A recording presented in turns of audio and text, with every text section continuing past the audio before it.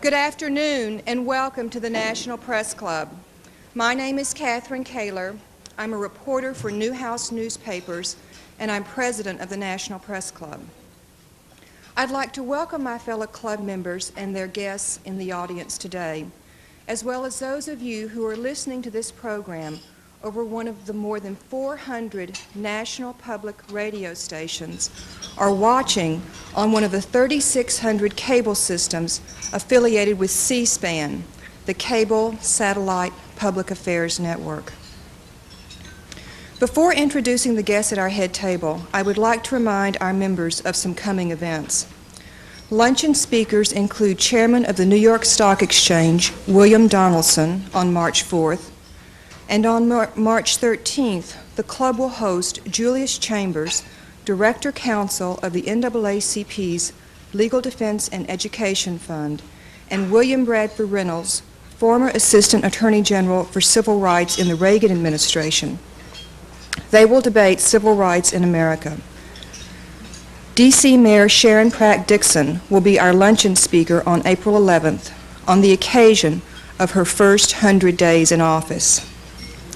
I'd also like to remind our guests here today that if you have any questions for our speaker, please write them on the cards provided at your table and pass them up to me. I'll ask as many as time permits. I'd like now to introduce the guests at our head table, and I'd ask them to stand briefly when their names are read, and I'd ask you to hold your applause until I've read all the names.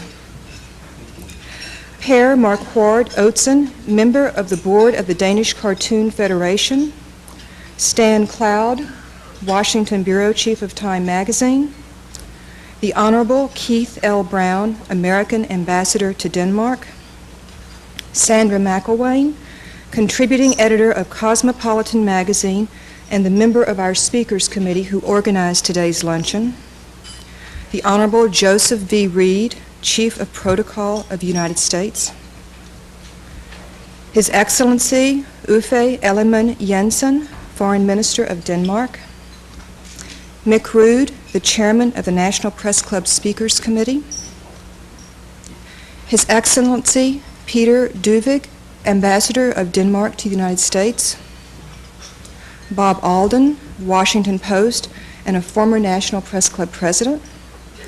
Marianne Means of Hearst Newspapers. Jack Cushman, the New York Times. Jana Dwinger, Danish court correspondent, and Frank Esmond Jensen, Washington Bureau Chief of Danish Television.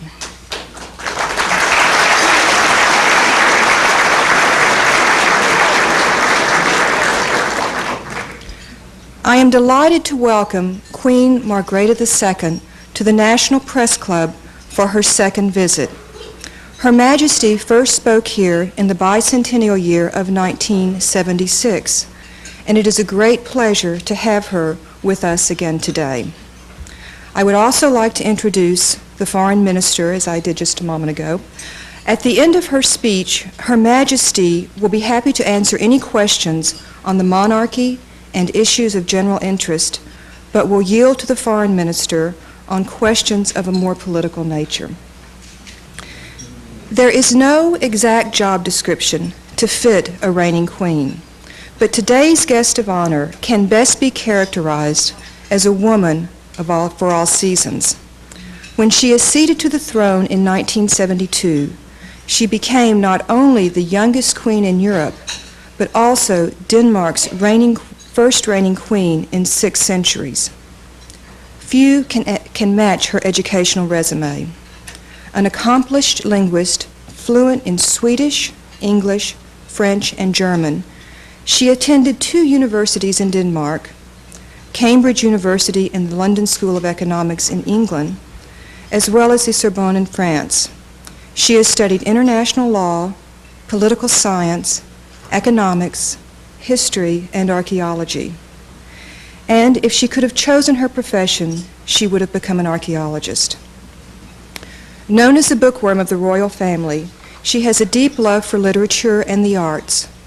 If, by chance, Her Majesty should ever become unemployed, she could undoubtedly support herself as either a writer or an artist.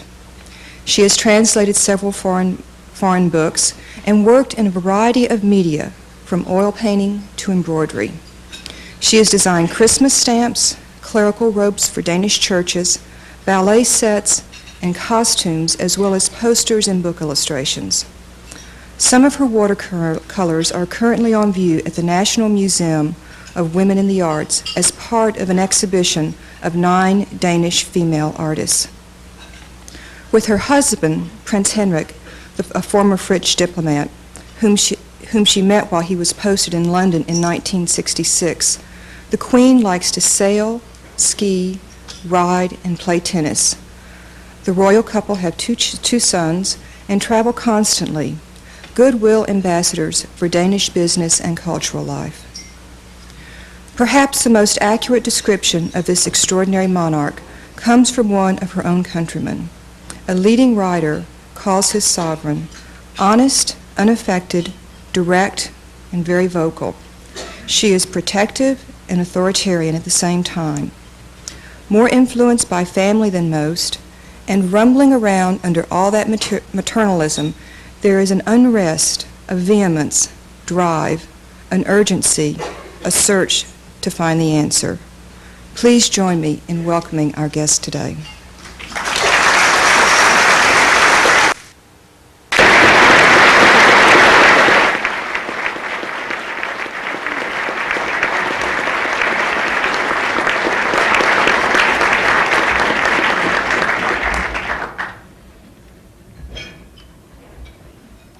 Age creeping up. I thank the President of the National Press Club for her warm words of welcome. 15 years ago, when I was your guest for the first time, I was rather apprehensive, for the American press does have a formidable reputation, of which I'm sure you're pleased to be aware. I found, however, that your bark was worse than your bite, and that your bite on that occasion was very kind indeed. At that time, in 1976, the Prince Consort and I came to take part in celebrating the bicentennial of the Declaration of Independence. Earlier, I had only twice been to your country, both times for very brief and limited visits. And yet, strangely enough, Washington, D.C. does seem very familiar, particularly during these last crucial weeks when a major crisis has flared into open war. People all over the world, in addition to their domestic news services, have relied on the international news agencies for fast, full, and direct information and comments on what is happening. Even in Denmark, we've seen the White House and the Capitol on television so often that they no longer strike us as being merely landmarks in a distant city. They and their inhabitants have become very familiar to us. To me, this illustrates very simply, yet strikingly, the impact of the news media. In Denmark, as well as in the United States, it is frequently claimed that the free and independent press has become the fourth power, supplementing Montesquieu's 3 powers, or branches of government, the legislative, the judicial, and the executive, on which our modern democracies are based. The idea being that these 3 branches should be separate and keep each other in check, both the offices and the individuals who hold them. I don't believe that Montesquieu had thought of the role of public opinion, but this is where the press has come in with its claim to be the fourth power. It is true of the United States, as it is true of Denmark, but more interesting still, it is becoming true for the whole world. Technological developments have made our age the age of communication. At the push of a button, we can watch events far away as they happen. It's both very exciting and slightly terrifying. But it is also encouraging, because not only do we receive the news specially provided for home consumption, we may also see what news the public of other countries are being given. I believe this may be one of the most important assets for those innumerable buttons on our TV sets. It comes close to making the claim of the press to be the eyes and ears of the world come true. But the media are more than mere purveyors of news. They also comment and evaluate, and even by their very choice of which items of news to broadcast, they influence public opinion. Here we may see the fourth power in action. We are beginning to realize the importance of worldwide news distribution. It poses a heavy responsibility on the press for supplying us with full and accurate information and fair comment on important events. But however much the media endeavor to do so and to acquaint us with distant lands, nothing compares to going off and seeing for yourself. To meet another people in their daily surroundings, to hear their language and try to speak it, to taste their food and take part in their work and in their play. It is to my lasting regret that I never gave myself the chance of studying in the United States. I feel that I have my knowledge of your country almost entirely by proxy. So, when a couple of years ago my eldest son, Crown Prince Frederick, announced that he would like to go to America for 6 months, I was delighted. The time he spent over here taught him a lot, and I have no doubt that he will want to come back one day. My son is but one recent example of the literally thousands of young Danes who for the last generation or so have come to the United States to study, to learn, and to work. They have all experienced the openness and generous hospitality which is so truly characteristic of your people and of your institutions of learning. Many young Danes have stayed on to settle here, but many more have come home to pass on their knowledge and their enthusiasm. And they, in their turn, have inspired young Americans to come to Denmark, to get to know our country, and to learn what we may have to teach. There can be no doubt that these constant exchanges have spun a network of lasting personal friendships across the Atlantic. New ties to strengthen the old bonds that link your country to mine, the Danish immigrants. When the Danish immigrants left their native shores, they were prompted by a dream of great and untried possibilities in the new lands that were being opened up. Very many of the early settlers stayed in contact with their relations in the old country, and following generations have kept these ties alive. This has created a firm tradition of Danish-American friendship on the personal level. Nothing testifies more strongly to this than the warm and happy atmosphere of the Rebild festival in Denmark, when on the 4th of July every year, Danes and Americans gather to celebrate Independence Day. It is an event of which I, as a Dane, am very proud, and in which I and my family have often taken part. The United States will never cease to fascinate us.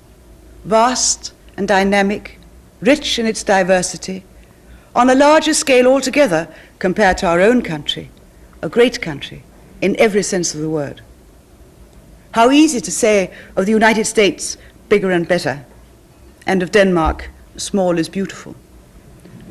But please note that both phrases were coined in the United States. Sometimes it might have been as well for the Danes to think bigger and better. You mustn't think that the Danes always try to put their light under a bushel. We could quite happily fill all your exhibition halls with items and achievements we would like you to see. This time, however, we've brought over only limited samples of our specialities. One of them is an exhibition of cartoons from Danish newspapers on show here at the National Press Club. The theme of the selection isn't really representative of Danish cartoons, but the tenor is. And I believe that it is characteristic of our cartoonists that they are very accomplished artists, with a shrewd but kind eye, sharp sometimes when they skewer their victims, but rarely, if ever, malicious or sneering in their comment. Maybe the artists realize almost by instinct that ultimately all news items are concerned with people, with individual human beings, and that the individual, when the juice has evaporated from the event, must try to extricate him or herself from the residues and go on living. This brings me back to where I began, to the tremendous responsibility of the press. The responsibility towards those individual human beings that willingly or by accident get themselves involved in the news, and the responsibility towards all of us as citizens in a democratic society. That responsibility is increased by the fact that there is no fifth power to keep an eye on the fourth. Or is that us, your audience, zipping away from station to station for the almost unlimited supply of news does subject the press to the editing of its viewers, its listeners, and its readers. Thank you.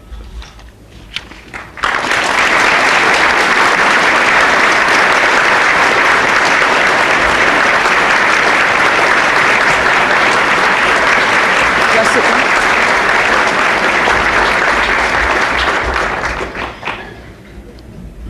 We have quite a number of questions for you today. Your Majesty, you came to the United States by commercial airplane. Was that your way of bringing out a message? No, it's simply the normal way my husband and myself and my family travel and have traveled most of the time, especially over long distances.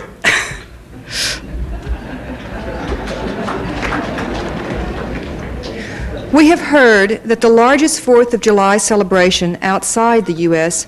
is held in Denmark every year. Why? Can you explain this very special relationship between our two countries? Well, it's, as I said, it's this rebuild festival. I mentioned it in my speech. It was instituted, 1913, by Danish Americans who wanted to keep the bonds between between their Danish countrymen and their American countrymen alive. They bought up a small area of hilly country in the northern part of Denmark. It is really quite small. It is no more than a civic park compared to what a national park is in America. And in this setting, they gather every year on the 4th of July, and there are speeches. There is usually a speaker specially invited from America and a speaker specially invited from Denmark. National anthems are sung. Danish songs are sung. There's usually some entertainment by both Danes and Americans. It's a very happy and very informal and pleasant occasion. And I think people who've taken part in it won't easily forget. And it's can't help saying also that I'm very pleased to have noticed that within the last 10 years it has, one might almost say, revived. It's certainly quite as lively today as it was 25, 30 years ago. How did you find President and Mrs. Bush last night at the White House dinner, given that the U.S. is at war? The President and Mrs. Bush received my husband and me very warmly and very pleasantly, and I was very happy to have this occasion to meet them both and to talk to them. They are people who come across immediately, even in an informal occasion. You can't help feeling that they are what you call real people, people you might have been just as happy to meet without the extra attention of the fact that it's the President and First Lady of the United States. A somewhat related question. How do you find wartime Washington different from the celebratory year of 1976 when you last visited? Well, the big difference is really the season of the year. And I don't know America, as I told you, and I don't know Washington well enough to realize a difference. I was here in the bicentennial year, and everything was about the bicentennial year. And this, of course, the main event is of quite a different kind. But the way I've been received here is at least as warm-hearted as it was last time. So I don't see any difference. Given your love and respect for archaeology, are you concerned about the possible destruction of antiquities during the Gulf War? Do you have any suggestions for securing their safety? I can see that this might not be called a political question, but I shall choose to call it one and say I shall not answer.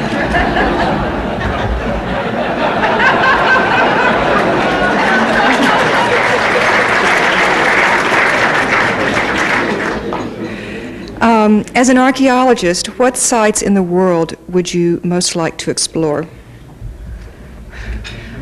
Perhaps I should remind people that archaeology is an enormously wide field of studies, and that it covers everything from, well, there's even something called industrial archaeology, which is research into early industry.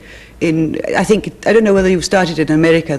We have in Europe, but my own field of studies was prehistory. So I think that I think most archaeologists will feel most attracted by the field of studies in which they are themselves best based, because I mean you couldn't do much good in a field which you didn't know much about, could you?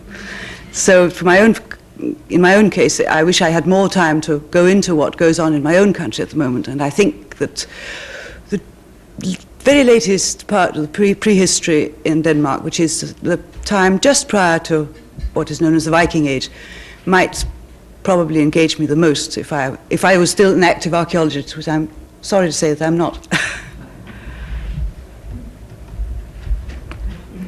What have you liked best here in the United States? Sorry.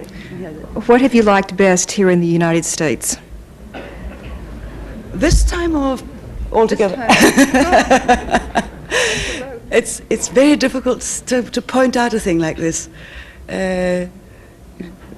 because what is biggest, a thunderclap or the Empire State Building? But I have enjoyed these days in Washington enormously. It's been a great privilege to be received the way I am received, together with my husband and my other countrymen. Somehow or other, I find that I look more closely at Washington this time than I did last. I can see it best from the number of things I don't seem to have noticed last time. I don't know why this is. I was perhaps a little bit bowled over by everything last time I came to America. This time it's my second visit. I feel a bit more relaxed about everything. I enjoy Washington a lot. It's a very beautiful city, very impressive. I wish I had more time. Your Majesty, does it offend you to be called a colleague by the Danish cartoonists? It certainly doesn't offend me, but I'm afraid that I don't think they call me a colleague, because I'm not able to do cartoons at all. But if by that may mean that they accept me as somebody who likes to draw and paint and who succeeds to a certain extent, then I'm wildly flattered. When and where do you find time to paint? Well, I suppose in some ways it would be when I should have been doing something else. But well, drawing and things like something like drawing a pen and ink or pencil and just a piece of paper doesn't really require much either space or time. Painting requires a bit more time, as you can well imagine. And I've set off an afternoon every week, more or less as a period not to be infringed upon by most things. But of course, I mean, if there's something important that happens to be on that particular day and that particular hour, of course, I do my duty first, and then I find another day and another week for my painting. Denmark now has a second television network. Do you believe the Danish people are better served by this second outlet for TV news? since it is now well established, I feel that this is not a political question, and I feel that it is very good for us in Denmark to have more than one possibility of watching Danish news and Danish television programs. Does your palace TV have a cable connection unlike that of the Stockholm Palace? I don't know what they do in Stockholm, but we are able to, in Copenhagen, to get a lot of different TV stations, and we can at the palace too, so, well, you can imagine that we've been using them.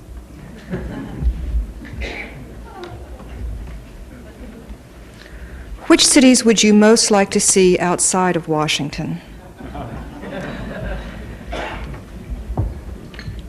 Well, as I imagine that if I was to name any city, all the rest of them would say, why on earth should you want to go there, not to our city? So all I can say is that someday I do hope to have more time to go around the United States and see more of it. Last time I was here, I did go around and I went to many cities. What I really would like to do was somehow or other to see the United States without it being on a too official a basis, because it's all very interesting and people are awfully kind to one, but it's quite hard to see something which one doesn't know beforehand without, I mean, if you are all the time treated as a special guest. Of course it has a lot of very nice sides to it. You're shown a lot of things you might not otherwise be shown, and I certainly appreciate that. Many of us in the United States in recent years enjoyed the Danish film Babette's Feast. Have you had the good fortune of trying that memorable meal prepared by Babette? No, I have not. I haven't tried her menu, but it certainly sounded delicious. It looked nice too, didn't it? Have you had a problem with some of the media prying into the lives of your two sons? Well, I wouldn't say it was a problem for me personally, and I wouldn't say that I can really put my finger on and say they pry, but I have sometimes thought that it was a little bit unfair. Not that they should be interested in what my boys do, because I quite understand that that's the way things are, but I sometimes wonder when people very kindly say they are a couple of young boys just like everybody else, but then why follow them around 24 hours of the day? I mean, would you do that to any young boy, just like that? And still call him just an ordinary boy? I wonder.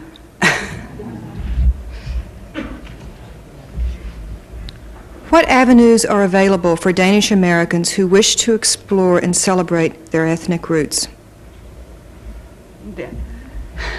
I'm not very good on this. I think perhaps the embassy may be able to help me, or somebody better informed than I am personally on these. It's quite a special subject, and I'm not competent. Tell us about your impression of Lucifer's Child, the new Isaac Dennison play with Julie Harris. Have you seen it? I don't think it would be right of me to start doing a critical appreciation of a very beautiful performance, but I enjoyed it enormously. I thought it was beautifully done, very cleverly done, and it was both amusing and moving. I hope it has a great success. There are many Danish artists, in addition to Hans Christian Andersen, not yet well known here. For example, the poet Benny Andersson and many other artists. Does your visit include efforts to export more Danish art?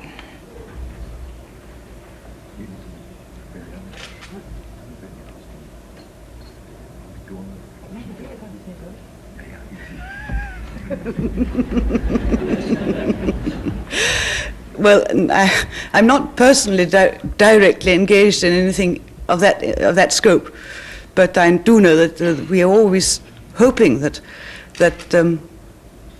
our literature, both older and present-day literature, will be better known in the United States. I think there's quite a lot is being done all the time, but after all, your publishing houses have quite a lot of material to publish, don't they? From your own side. is the Danish position on the Baltic issue? I know that the Minister for Foreign Affairs will be very pleased to answer your question.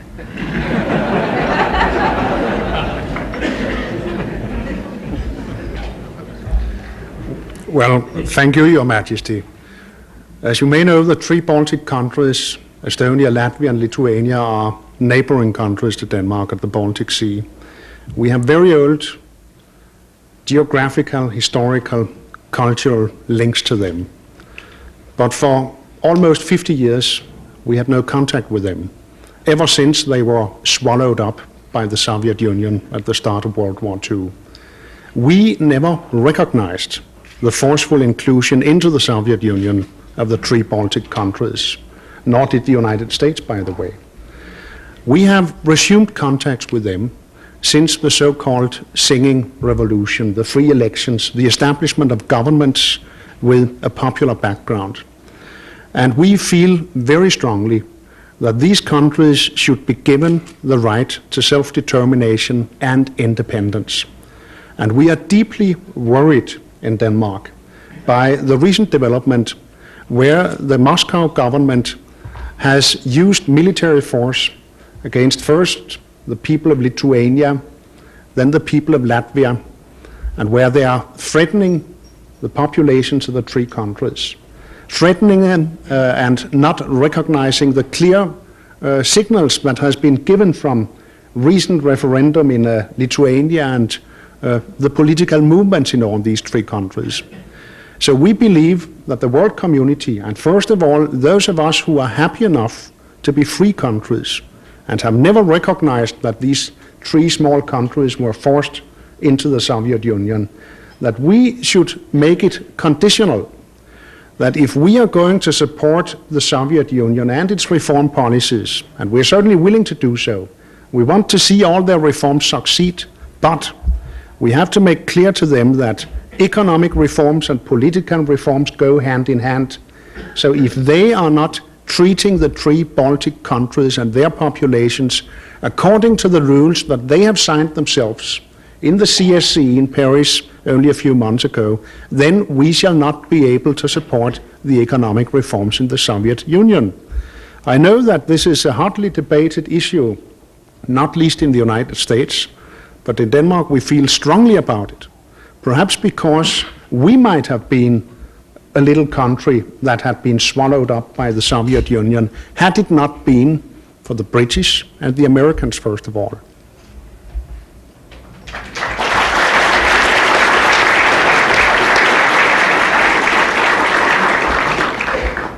Will Denmark follow Iceland and recognize Lithuania with full diplomatic relations? Thank you. Well, we recognized them in 1921, and that recognition is still valid. And as soon as it's practically possible, we shall certainly send diplomats there. Today it's impossible. So if we say that we want to re-establish diplomatic relations, well, this might be an empty gesture. Because it could only be done if we could agree with the government in Moscow to do so. And we do not want to negotiate that with the government in Moscow. We want to negotiate that with what we regard as the legal governments of the three countries. So we wait until negotiations have established the possibility for normalizing our contacts with these three countries.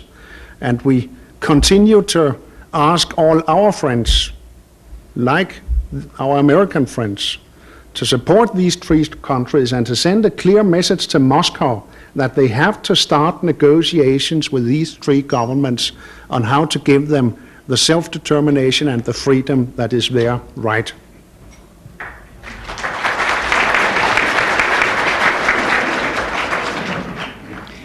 Is President Gorbachev in command, and will he last? We have to go on asking.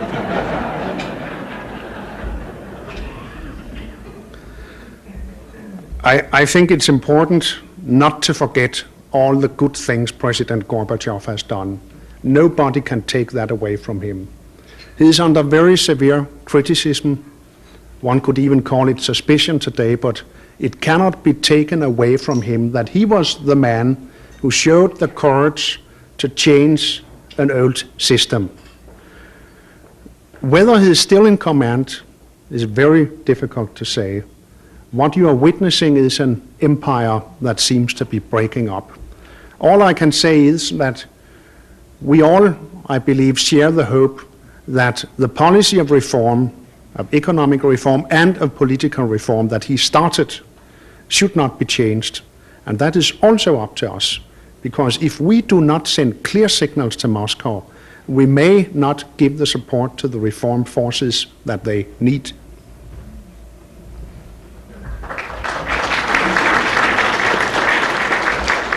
This curious questioner wants to know, were you really locked in a room with a reporter in Williamsburg? It's perfectly true. When she'd finished her talk with me, we got up and we were going to open the door, and it had sort of clicked shut. It was a very attractive old door with a very attractive old lock, and it just refused to open. We laughed a lot, both of us. You managed to move around Copenhagen without heavy security as a regular person. What are you doing right that President Bush isn't doing? I think it would be highly unfair to try to compare the situation of President Bush and of mine in Denmark. So it's simply a tradition like this in Denmark, in a small country. Perhaps it's also because the Danish constitution is such that the head of state is not a policymaker, and that may be part of the reason. But I think it's not really fair to compare.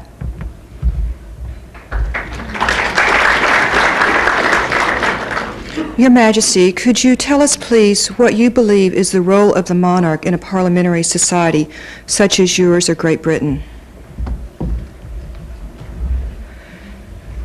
Well, the role, of course, is of the monarch in a society like the Danish is, of course, first of all defined in the constitution, which means that what I do what I in fact do is that I sign both government appointments by the people who are appointed by government.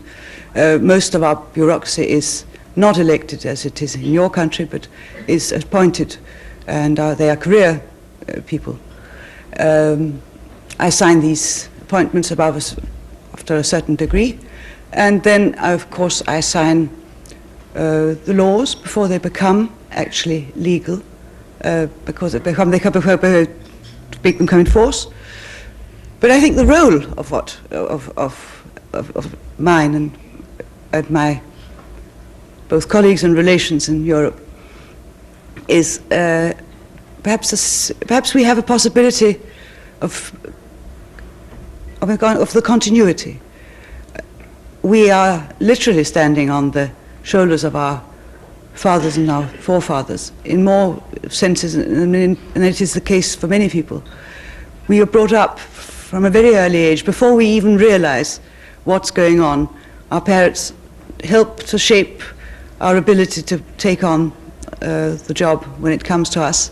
And we start from the moment go to try to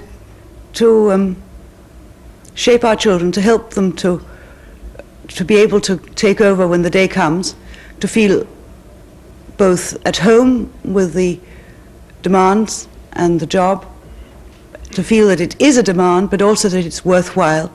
At least this is what I've tried to pass on to my two boys. My eldest boy, Crown Prince Frederik, who is 23 in May, and his younger brother, Prince Joachim, who will be 22. I think they're both doing rather well. And if I say so, it's because I feel that ultimately you can do so much as a parent. After that, it seems to be something in the child that determines whether it's any use what you try to do. I don't think this already answered your question, did it?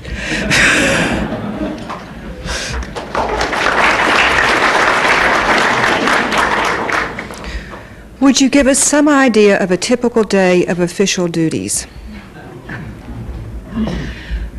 The official duties are very varied, but I could give you an example of a day of shall we say, regular official duties, not the exceptional ones.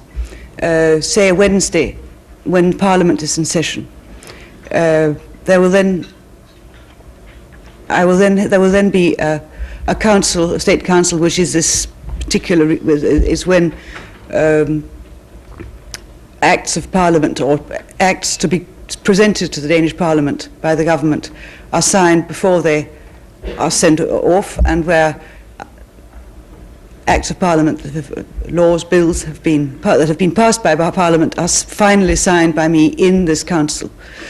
This takes place at 10:30 usually, and all the ministers are there. We don't have a special cabinet. They are all ministers, or they aren't there at all. And there are, how many are we at the moment? 20. And we sit round a table, and each minister, I have all the papers next to me, and I read out, say, Minister for Foreign Affairs. And Minister for Foreign Affairs gets up. I then read the title of whatever paper he is presenting. He then explains what it's about in a very few sentences, and then I sign this piece of paper, and when I've finished with what this particular minister may have, I pass the signed pieces of paper over to him, and then I ask for the next in the pile of acts. And so we go around the table. This sounds very formal. It is, but it is also, of course, the way in which things are enacted. And after the council is over, we all say politely goodbye to each other, and the Prime Minister stays on and briefs me about the situation, what he feels that he would like me to particularly to notice, and I ask him questions if I feel there's something I'd like to know more about. And after about a quarter of an hour, 20 minutes, after we've finished, then I ask the Minister for Foreign Affairs to come in, and he then explains to me the situation of the world as he sees it, and I put my questions to him, and we also spend about 20 minutes talking together. This conversation, or rather this briefing by the two ministers, the Prime Minister and the Minister for Foreign Affairs, happens most Wednesdays, though of course occasionally one of the ministers will be travelling, which is not unusual nowadays. All ministers seem to travel a lot more than they used to. So that will take care of the better part of the morning, and that is really, I think that is the most both repeated, that's the most normal kind of official morning that I can describe to you. Of course, there are so many other odd things that come in. I receive people, there's an audience I give an audience on every second Monday, most of the year. I receive young officers that have just received their commission, and of course there are also what everybody imagines is most of one's time to go doing is opening exhibitions or buildings or bridges. Actually, they don't take up that much time. There's a lot more and more interesting things to do as well, which are perfectly official.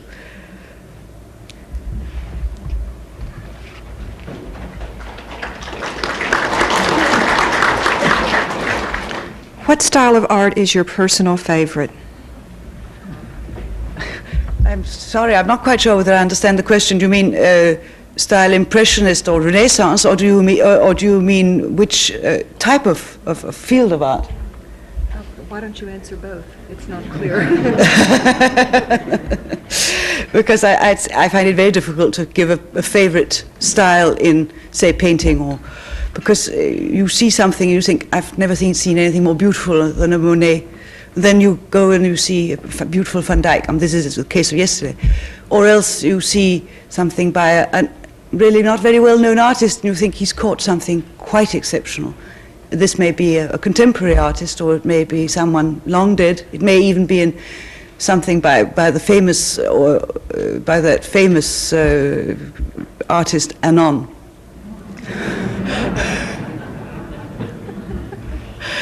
So I can't really, and my favorite art as such is also very hard, but I suppose the visual arts do play a very important role for me.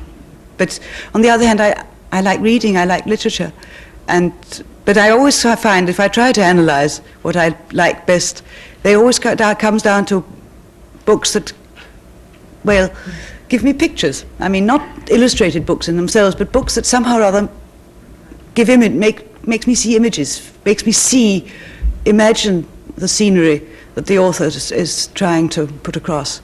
And it's very odd, because sometimes it may be certainly what is recognized as a major piece of literature, and sometimes it's not necessarily something of extraordinary recognized value, but it just happens to spark off something in me. I'd rather not give you any examples, because I feel that I'm always mentioning something that's beside the point for some reason or other. Denmark has been a strong supporter of the UN. Are you satisfied with the role of the UN in the Gulf War? I think I'd ask the Minister for Foreign Affairs to take care of that one too, please. Thank you, Your Majesty. Yes, the answer is yes.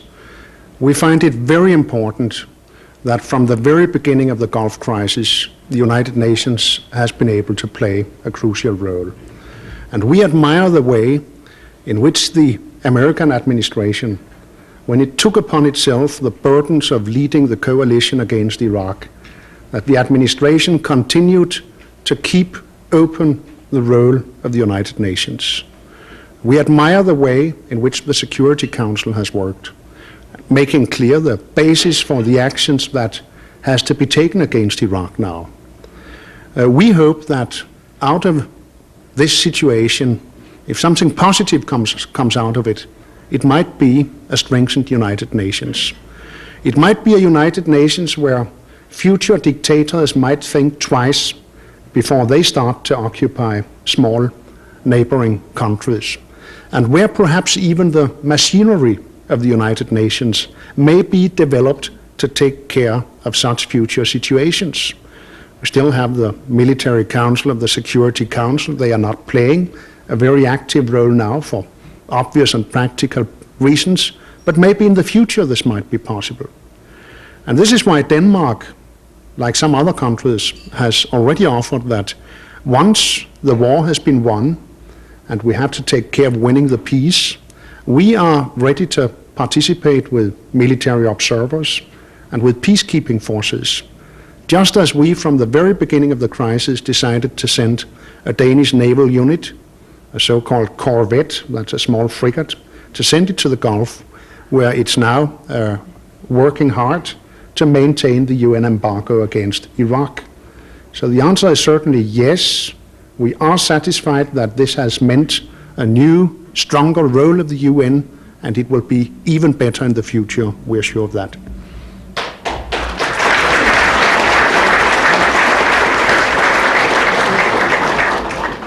How do you feel about EC 92? What role is Denmark playing in the current economic negotiations? I think the Minister for Foreign Affairs will have to do something about that one too.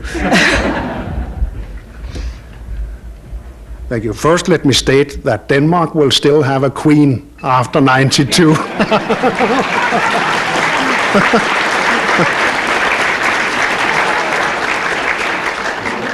But we see 92 as an enormous possibility for the Europeans.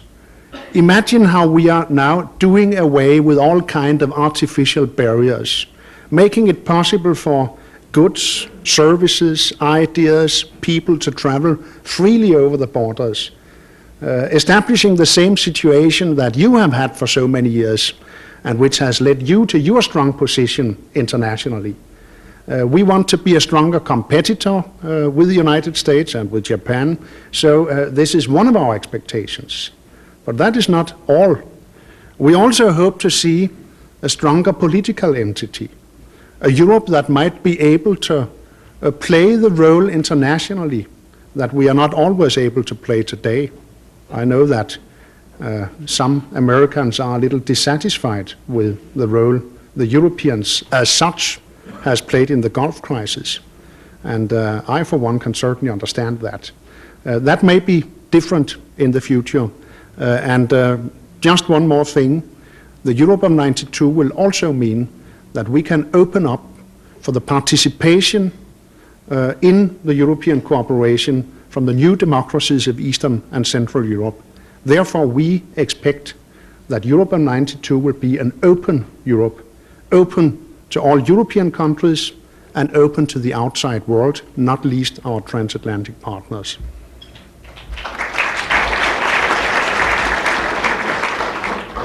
Do you have any issues, such as conservation of wilderness areas, that you have supported or intend to promote over the years? I can't say that I have personally a particular issue. I would rather say that this conservation question is something that we are all very concerned about in Denmark, and that my husband, in fact, is at the head of the Danish section of the World Wildlife Foundation. It's changed its name, hasn't it now? But so that I've been involved by proxy, by hearing about it from my husband, and I've always been very interested in this question, but it's not something that I've actually personally gone into as such. I somehow feel, quite apart from the interest I do take in the subject, that I'd rather not involve myself specifically, because I do feel that my position in my country should not go into details too much if it can be avoided without seeming to be a complete, sort of jellyfish.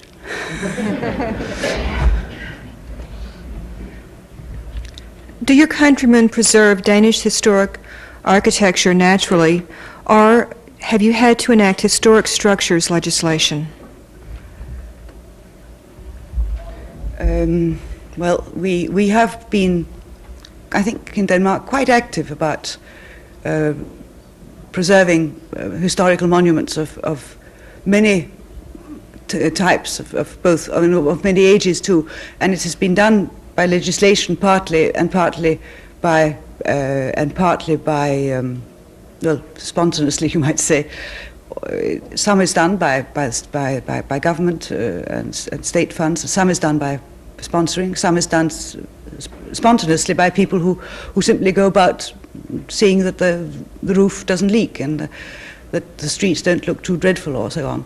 But I think we're very lucky that our country came through the Second World War without being smashed up, and so we have a lot of fine old buildings in our towns as in the countryside.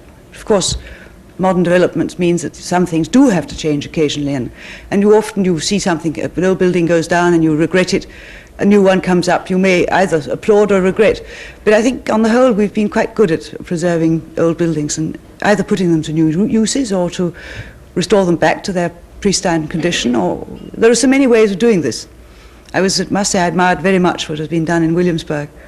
I thought it was beautiful and very successful and had enormous charm. How is that vintage wine associated with you and your husband doing? I don't know whether the person who asked the question was thinking of our own wine, the wine that comes from my husband's and my property in France. It's doing quite well, thank you. We're trying to develop it all the time, making it a good product. Do you have crossword puzzles in Danish newspapers? If so, do you do them every day? Certainly there are crossword puzzles in Danish newspapers. I do occasionally do one or two, but it's not all that often. But it's certain kinds of crossword puzzles are quite fun.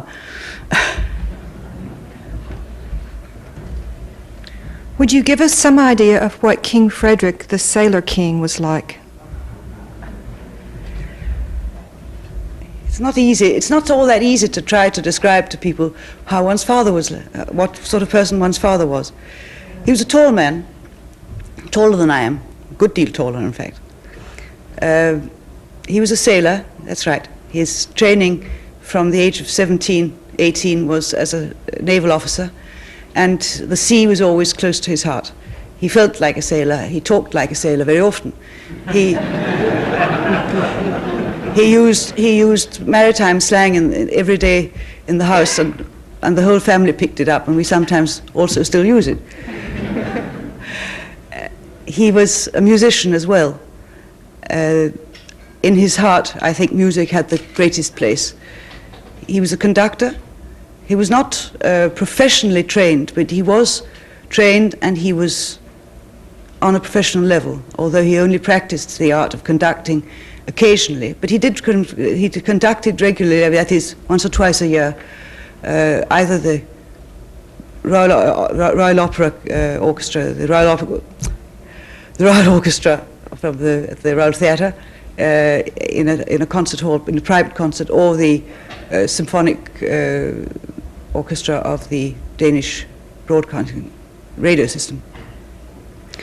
He was a very warm-hearted man, forthright in many ways, and shy at the same time. This can be.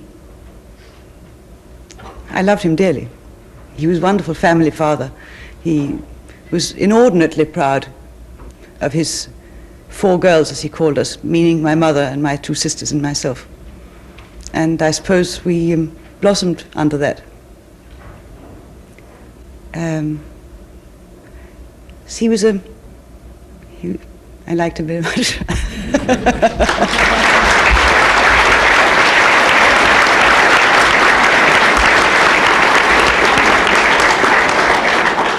Before asking the last question, I'd like to thank you so much for being here today. I'd like to present you with a certificate of appreciation from the National Press Club, along with a book of watercolors by club member Lily Spandorf, and a book on American Indians by 2 other press club members, Paula Fleming and Judith Lusky. And now, for the last question, you're quite welcome. You say you would like to visit the U.S. on an unofficial basis. Might you return incognito or in disguise? When it comes to the point, I don't very much believe in disguises or in incognitos, because they always get exploded before you know where you are, and then you look twice as silly.